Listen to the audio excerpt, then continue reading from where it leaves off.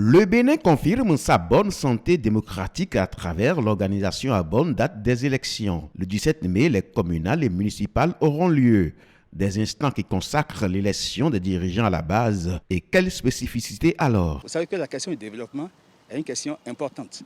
Elle part d'abord du village, de l'arrondissement, pour remonter à la commune, avant de venir à l'État central. Donc c'est des élections à grands enjeux, surtout que nous sommes dans le cadre des réformes. Et nous devons avoir le courage des réformes. Vous savez qu'évidemment, le nouveau code fait obligation aux partis politiques de présenter les candidats dans les 546 arrondissements. C'est important. Ça veut dire que les nouveaux leaders qui doivent décider du développement à la base sont des gens bien choisis qui ont fait la preuve d'un militantisme au sein de leur parti politique.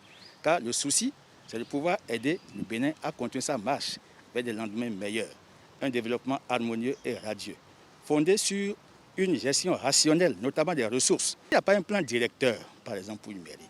Si le maire n'est pas capable de dire comment est-ce qu'il peut lever les fonds, quelles sont les options qu'il fait, par exemple, pour assurer un meilleur recouvrement des ressources, pour engager les dépenses, avant de bénéficier de l'appui du gouvernement, ce n'est pas un maire clairvoyant.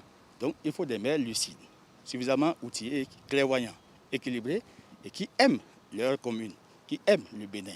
3 villes à statut particulier, Cotonou, Porto Novo, Parakou. Mais quels sont les critères pour que d'autres villes rejoignent la BAC? Entre autres, l'exemple d'Abomey-Calavi est cité ici.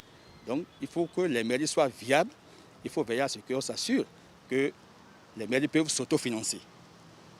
C'est important pour la mise en œuvre des plans de développement. Il y a des mairies qui peinent à trouver les plans de développement. Aujourd'hui, vous voyez, à Abomey-Calavi, je peux me réjouir de ce que la mairie de Calavi est en train de mettre en œuvre le plan de développement communal 3e génération. Vous voyez par exemple à Abomey-Calavi, à Kassato, à Panrou, à Zinvier, à Glodjigbe, à Togba, à Révier, à Godomé. Bon Dieu, il y a eu de grandes réalisations qui ont été faites et je m'en réjouis. Mieux, vous savez que la commune d'Abomey-Calavi s'apprête à accueillir de lourds investissements. Vous savez que l'hôpital de zone qui est là est renforcé et aujourd'hui, l'État envisage et est en train de réaliser un hôpital de référence à Abomey-Calavi. Vous avez vu les logements sociaux.